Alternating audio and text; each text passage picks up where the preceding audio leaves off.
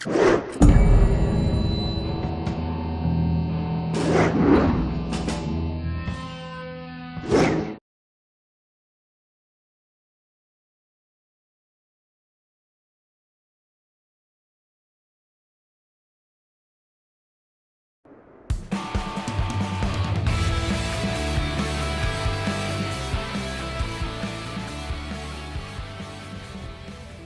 gamers, Blindy here. It's November 2024, and my side quest to play through all the games in my backlog had me playing Hi-Fi Rush.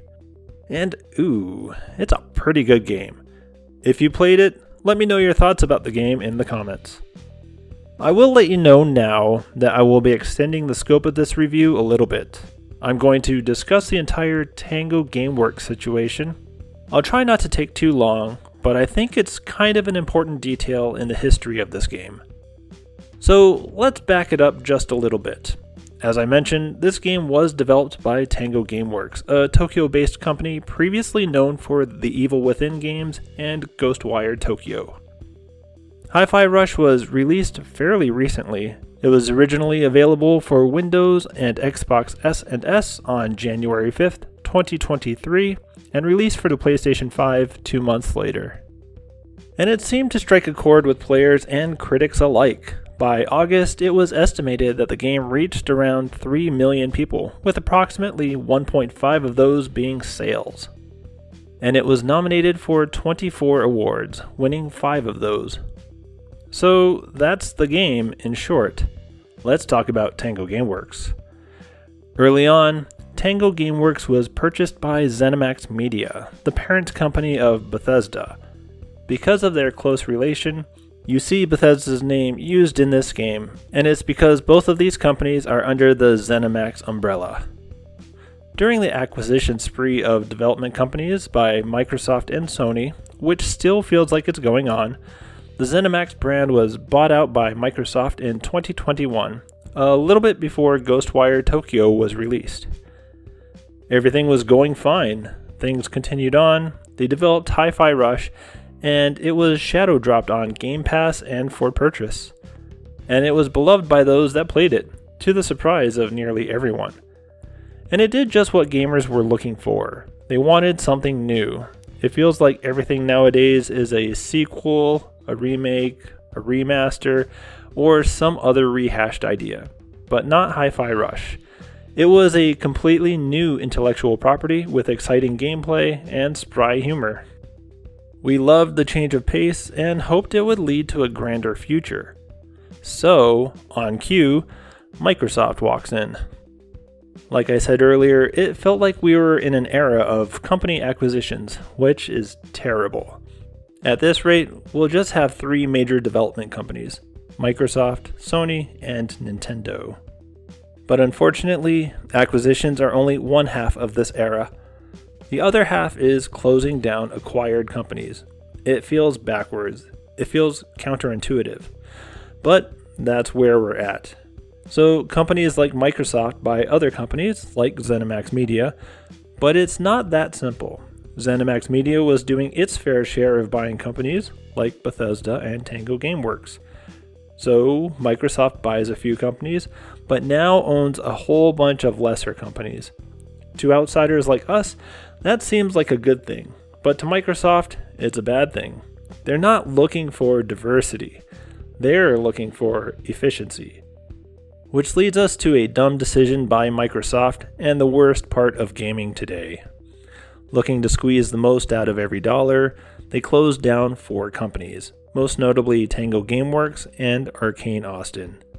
In the last 2 years, Tango Gameworks released Ghostwire Tokyo, which was an award-winning game that reached 6 million players, and Hi-Fi Rush. But it wasn't enough to convince Microsoft it was performing well. To emphasize the point, head of Xbox Game Studios Matt Booty said the company would like to focus on smaller games that would win awards.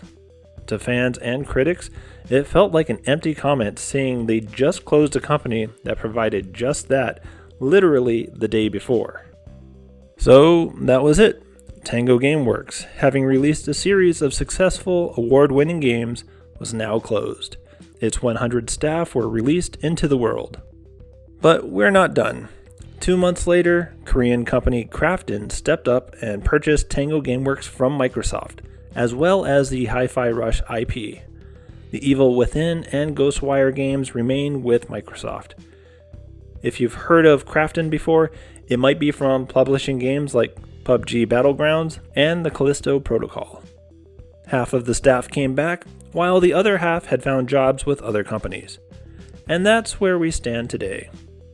So the moral is, make amazing games and your company will get closed. Or something like that. But I'm not here to review Microsoft. I'm sure that review wouldn't get a great rating. Instead, I'm here to review the game Hi-Fi Rush. Like I said earlier, there are a few options to play this game, and I played the PC version of it on my LCD Steam Deck. And this game played really smoothly on it for the most part. If I jog my brain a little, I think it might have suffered a minor amount of frame rate lag a couple times in the really busy areas, but it wasn't enough for me to take note of it. Steam says this game is verified for the Steam Deck, and I would agree. I didn't have any issues with compatibility. That being said, I was a little surprised at the battery life of the Steam Deck playing this game. I expected over an hour and a half, but I usually got somewhere between an hour and an hour and a half, so a little bit less than I had anticipated. If you're looking to buy this, keep in mind that its newness means that you aren't seeing spectacular sales from Steam just yet. I mean, 40% off is still really good, but I personally aim for about 70% off when looking for really good deals. Either way, this game is usually $39 Canadian, and at 40% off, it's just over $23. I happened to get this game for free from a friend, so I guess that's an option too. Hi-Fi Rush doesn't take up a ton of space either, unless you're running a 20-year-old computer, in which case, I have some questions. 20 gigs are recommended, and my install is just over 16 gigs. And this was my first time playing this game, or any Tango Gameworks game for that matter, though I do expect I'll be playing Ghostwire Tokyo pretty soon. I'm very intrigued by that one. According to the ESRB, you should watch out for fantasy violence, which I guess is different from good old regular violence, but what do I know? And they have language as something to consider as well, but no, unless you live in a bubble, the language in this game doesn't have anything that rises to a concerning level. Hell, even when Chai, the main character, says crap, it's divided by an intermission. So, without giving too much away before the full review, I like this game. Most other gamers seem to also like it. Scores hover around the 90 mark on Metacritic, and sits at 97% approval on Steam with 25,000 reviews. And this game is well paced as well. How Long to Beat says you should put aside around 11 hours to complete the main story of this game, and it took me just over 11 hours, so that's just about right. And at 11 hours, it's not too short. I could see putting a few more hours into it, but honestly, I think it's just fine right where it's at. Okay, so before I continue on from this point and discuss the story, gameplay, and all that other stuff, just know that I will do my best to avoid spoilers, but I can't guarantee what you hear or what you see may be something you wanted to avoid. Consider this your warning. You play as Chai. Chai signs up to be a volunteer for cybernetic limb replacement with Vandalay Technologies.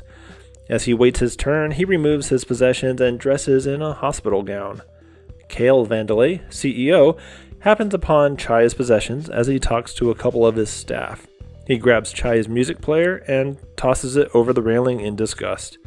In a series of coincidences, the music player bounces around like a pinball before it lands on Chai's chest just before his procedure, which gets implanted into his chest, because science. And that's roughly the start of how Chai becomes something more unique than the garbage collector he was designated to become.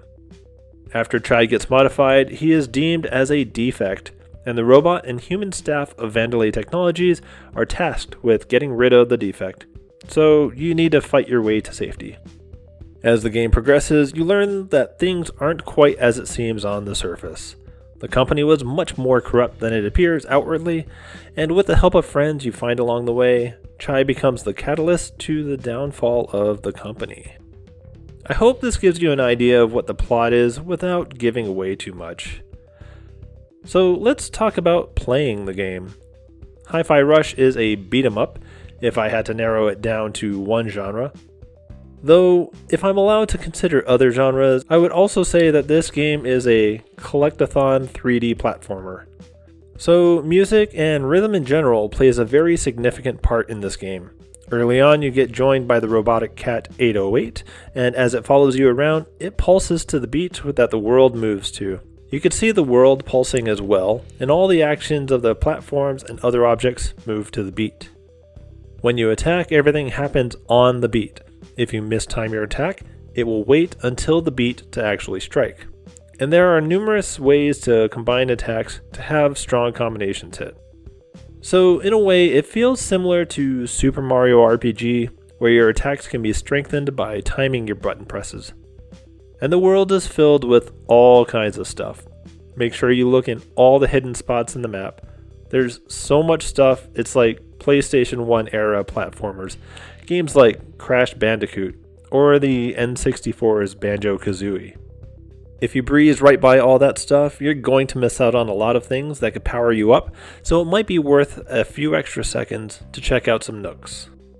Like I said earlier, this game is considered a beat-em-up, and I really haven't had much experience with that genre since the 2D era of gaming. Think Streets of Rage or any Teenage Mutant Ninja Turtles game. To say the genre has changed quite a bit over the years is an understatement, but you can feel how similar things really are.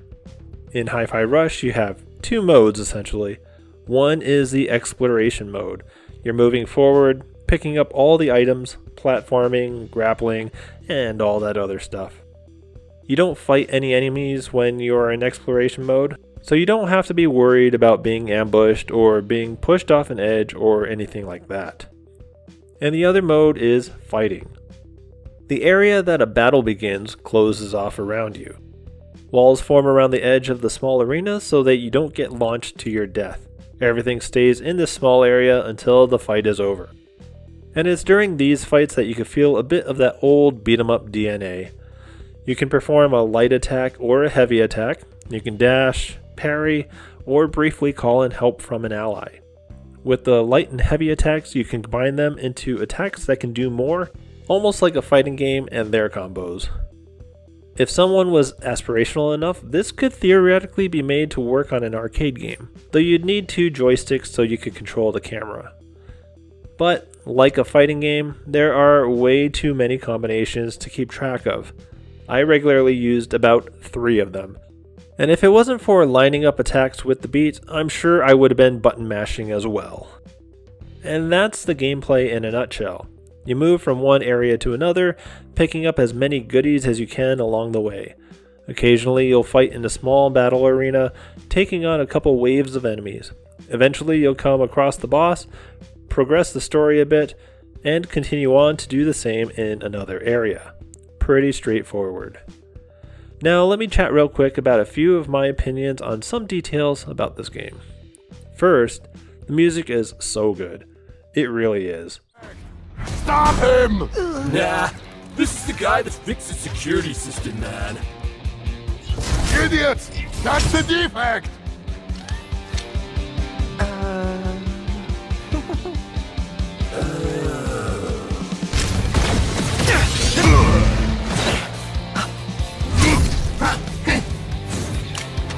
Get him!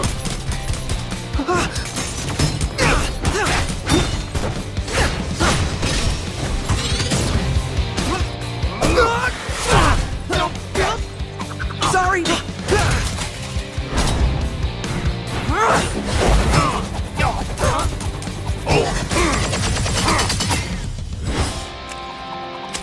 Mind if I join?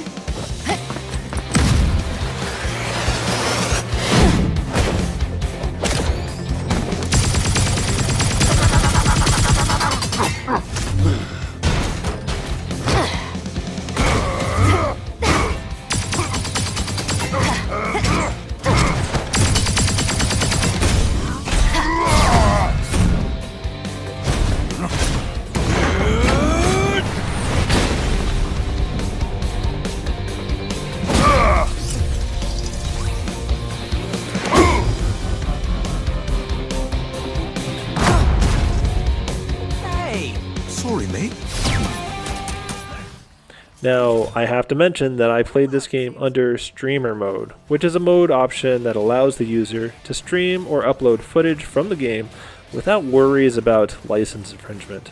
It's music performed by the development studio and is freely usable. The standard option allows you to listen to licensed music from groups like 9 Inch Nails, which is pretty cool. But I listened to the studio's music and all of them were really good. They had such a great energy to them and fit the game world perfectly. It makes me exceptionally happy when a game has fantastic music. If you have fantastic music, you will almost guaranteed have a fantastic game. That's my theory at least. And the music isn't the only audio that stood out to me. The voice acting was really good too. Would you make that thing stop? I'm trying to concentrate.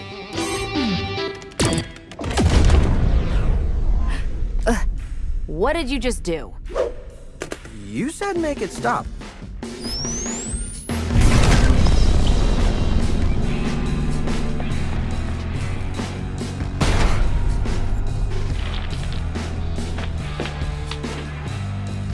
Rekka, please tell me you've dealt with the defect. What in the hell am I looking at? The name's Chai, not Defect. Where's Rekka?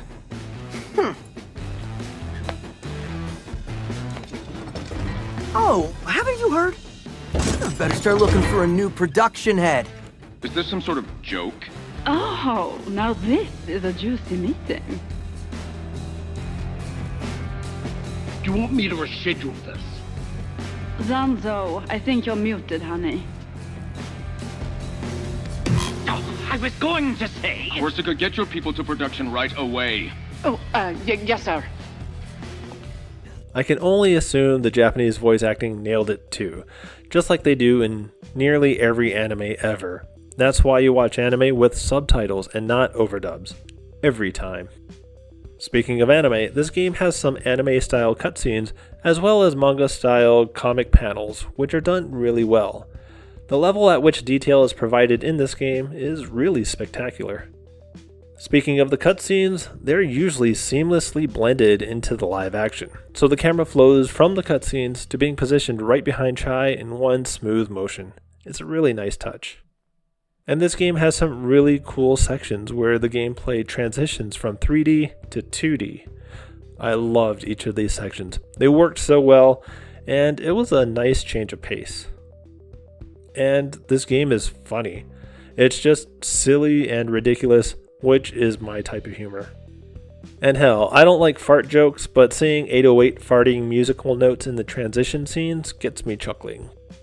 And for some reason, there's a detective trying to solve something, and all his scenes are pretty silly as well. One thing I quite appreciated, though others may not feel the same way, is the game is quite linear. There is generally only one way to move forward. The only deviations you'll really find are the small rooms that have items to find. Otherwise, there are literally arrows everywhere showing you which way to go. As busy as some of the areas are, you literally can't get lost as long as you look for arrows. And now for the part where I complain about the worst parts of the game. It can be difficult to judge the distance to a platform that you're trying to jump to. Realistically, this is an issue with any 3D platformer. I had the same issue with Half-Life. It's just a limitation of the genre, but it's too bad there isn't a way to assist with jumping over gaps more naturally. And that's it. That was the extent of my gripes. So you may be asking yourself, Blindy, do you recommend this game? And yeah, I sure do. Honestly, I'll recommend it for everyone. It's not that hard on normal difficulty, and it might take a few fights to really get your timing down, but it's a brilliant game overall. I had so much fun with it, and Tango Gameworks made a great award-winning game that reached a ton of people. Kudos to them. And if you think 11 hours is a short run, this game encourages replaying. There are quite a few sections that can't be accessed during the first run, so you'll need at least 2 runs to explore everything. So make sure you're always looking everywhere. And that is all my thoughts on Hi-Fi Rush. I will give this game a 9 out of 9. A perfect 100%. The game isn't completely perfect, but it's close enough that I'm going to give it that elusive, perfect score. I really do love this game. Before I head out, let me give you a quick glance at the final boss fight.